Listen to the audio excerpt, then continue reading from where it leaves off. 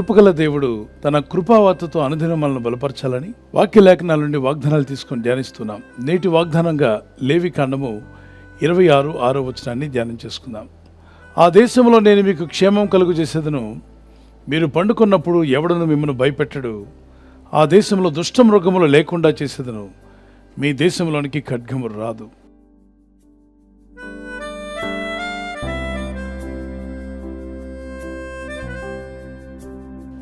అద్భుతమైన వాగ్దానాన్ని దేవుడు తన యందు భయభక్తి కలిగినటువంటి ఇశ్రాయేలుకు ప్రభు చేసిన వాగ్దానం. ఈ వాగ్దానంలో 3 విషయాలు కనిపిస్తున్నాయి. నేను మీకు క్షేమం కలుగు చేసేదను.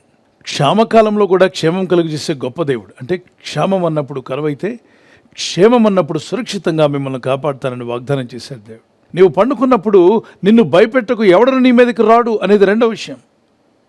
అంటే కలవరం లేని నిద్ర, చక్కని ఆరోగ్యకరమైన నిద్ర ప్రభు నీకు దయచేస్తా అంటున్నాడు. దేవుని విశ్వాసం ఉంచి ఈ వాగ్దానం ఎత్తిపట్టుకుని నమ్మిన ప్రతి ఒక్కరూ భయం లేకుండా పడుకోవచ్చు. రాత్రులు నిద్ర పట్టక బాధపడుతున్నారు కొందరైతే, భయముతో నిద్రపోకుండా ఉన్నవారు మరికొందరు. ఏదో చింత వారిని నిద్రపోనీయకుండా ఆపివేస్తుంది. రకరకాల అనారోగ్యాలతో కూడా నిద్ర పట్టని వారు ఉన్నారు. అయితే దేవుడు తన ప్రజల విషయంలో వాగ్దానం చేశాడు. నిద్ర విషయంలో నీవు సుఖముగా నిద్రించదవు, నీవు పడుకున్నప్పుడు ఎవడను నిన్ను భయపెట్టడు, నేను నిద్రపోయి మేల్కొందును అంటాడు. ఎందుకని? నన్ను కాపాడవాడు కునకడు, నిద్రపోడు గనుక. ఏ పరిస్థితుల్లో కూడా నువ్వు భయపడాల్సిన అవసరం లేదు. నేను రేయింబగలు నేను నీతో కూడా ఉన్నాను, నేను విడువను, ఎడబాయను, నేను నీకు తోడుగా ఉన్నాను కనుక ధైర్యంగా ఉండమని. మరి చంటి బిడ్డలు నిద్రపోతున్నప్పుడు పేరెంట్స్ సైక్ చేస్తారు ఎవరైనా గట్టిగా మాట్లాడుతున్న పిల్లలతో, చిన్నవాడు నిద్రపోతున్నాడు, బాబు నిద్రపోతున్నాడు, పాప నిద్రపోతుంది, డిస్టర్బ్ చేయొద్దు అంటే, వీళ్ళు మాట్లాడిన ఈ అల్లరి మాటలకు ఆ చిన్న బిడ్డ ఉలిక్కిపడి లేస్తుందేమోనని తల్లి తండ్రి పేరెంట్స్ ఆ చిన్న బిడ్డ భయపడకుండా నిద్రపోవాలి, తనకు తానుగా నిద్ర లేవాలి, నిద్రలో భయపెట్టకూడదు అని మనము మనుషులుగా ఆలోచిస్తున్నాం.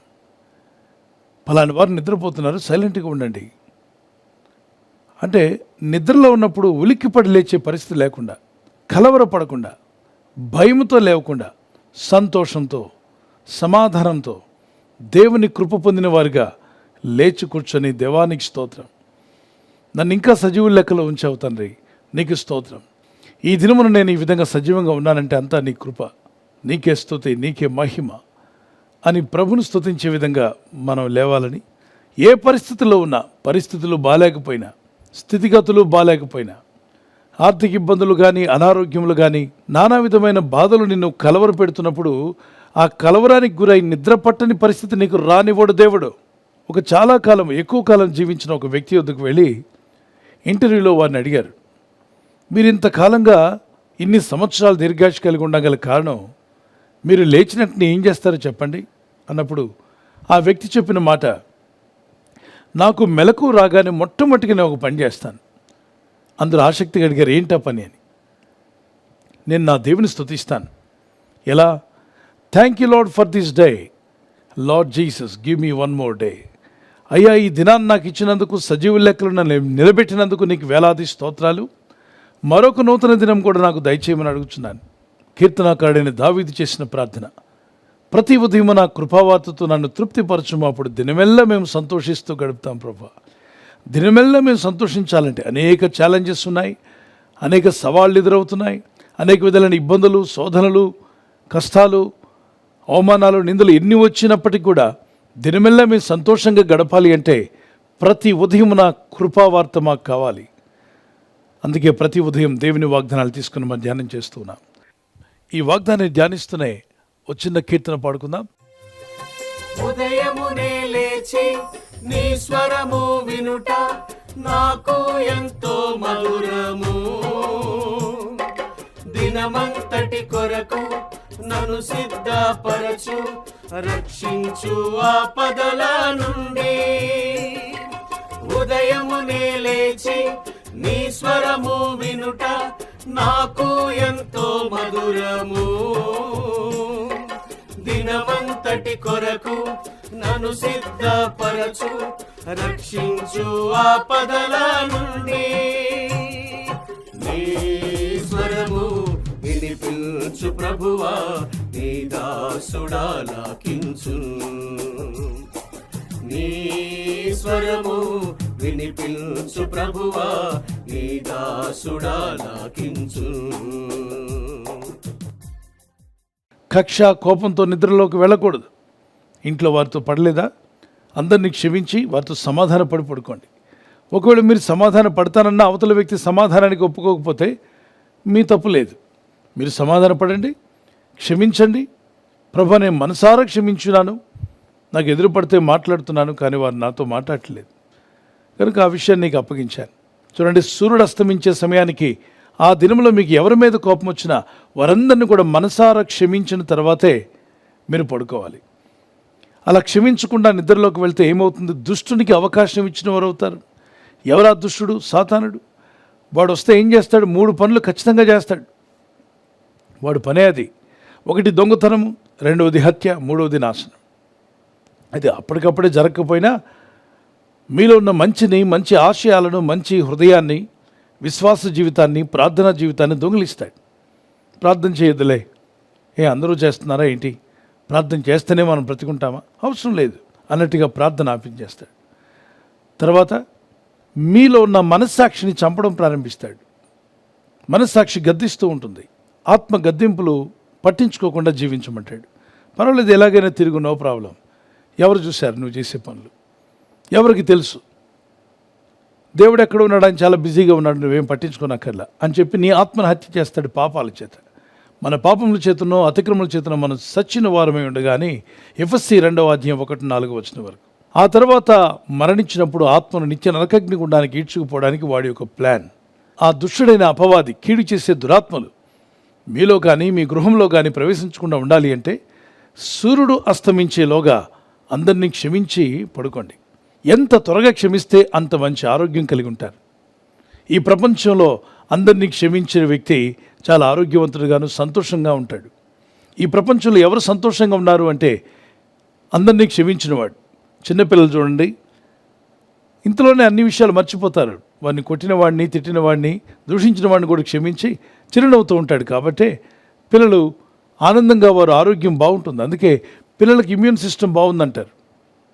అసలు పెద్దల్లో ఉండాలి ఇమ్యూన్ సిస్టమ్ బాగా. చిన్నపిల్లలు, పసిపిల్లలు కదండి, వాళ్ళకి ఇమ్యూన్ సిస్టమ్ అద్భుతంగా ఉందట. అంటే దేవుని సృష్టిలో నుండే మొట్టమొదటిగా వచ్చారు, వారికి ఇంకా పాపలోకం తెలియదు. ఈ పాపాలు, కోపాలు ఇవన్నీ తెలియదు కనుక వారికి ఇమ్యూన్ సిస్టమ్ అద్భుతంగా పనిచేస్తుంది. ఎదిగిన వాడికి పాపాలు తెలుసు, కోపాలు తెలుసు, కాబట్టి ఇమ్యూన్ సిస్టమ్ సరిగా పనిచేయట్లే. భయాన్ని బట్టి రోగం పెరుగుతుంది. కనుక భయంతో, ఆందోళనతో కాదు మీరు పడుకునేది, ధైర్యంతో పడుకోండి. అందుకే ప్రభు అంటాడు, నీవు పడుకున్నప్పుడు నిన్ను భయపెట్టుకు, ఎవడను నీ మీదకి రాకుండా నేను చూసుకుంటాను. లేవికాండం 26:6 వాగ్దానంలో, నేను మీకు క్షేమం కలుగు చేసేదను, మీరు పండుకున్నప్పుడు ఎవడను మిమ్మల్ని భయపెట్టడు, ఆ దేశంలో దుష్టమృగములు లేకుండా చేసేదను, మీ దేశంలోనికి ఖడ్గము రాదు. ఖడ్గము నీ మీదకి రాకుండా చూసుకుంటాను. క్రూర మృగాల్లాంటి మనుషులు ఉన్నారు ఈ లోకంలో, క్రూరులు, అనేకులను ఇబ్బంది పెట్టేవారు ఉన్నారు.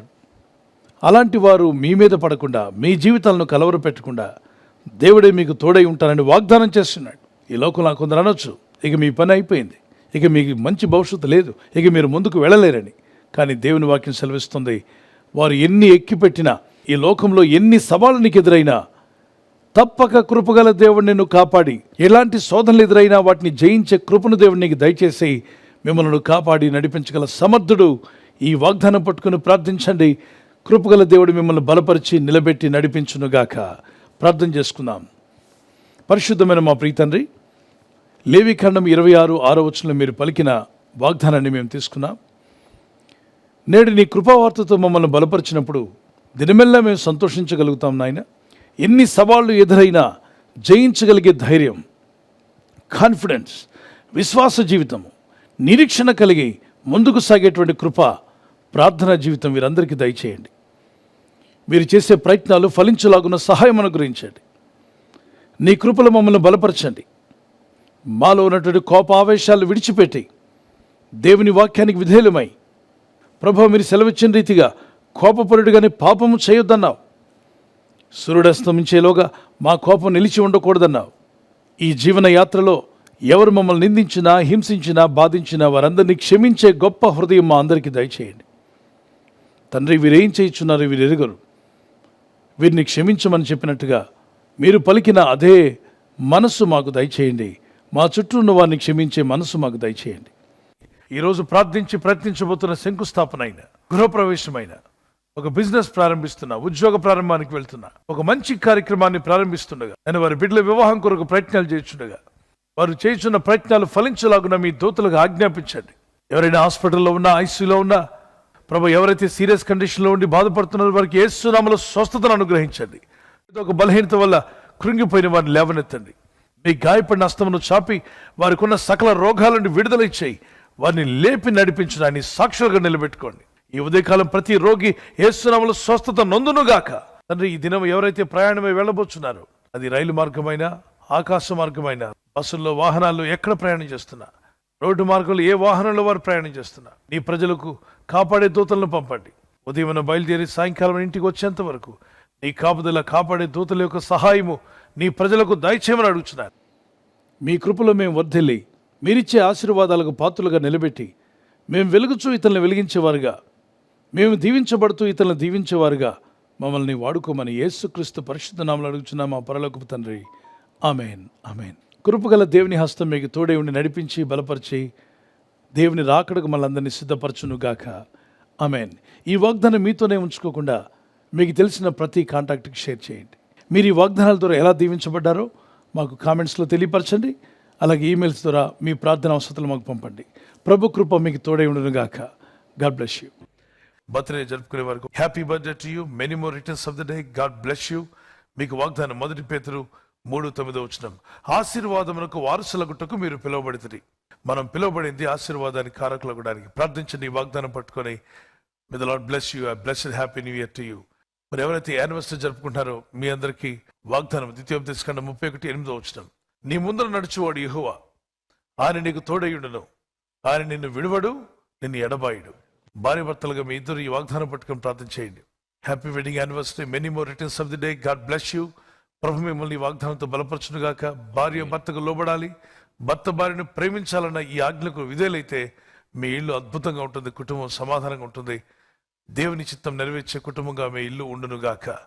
God bless you. ఈ ఛానల్ ను మీరు సబ్స్క్రైబ్ చేసుకోవడం వలన 2 పనులు జరుగుతున్నాయి. ఒకటి, సువార్త జరుగుతున్నది, ఆత్మలు రక్షించబడుతున్నాయి.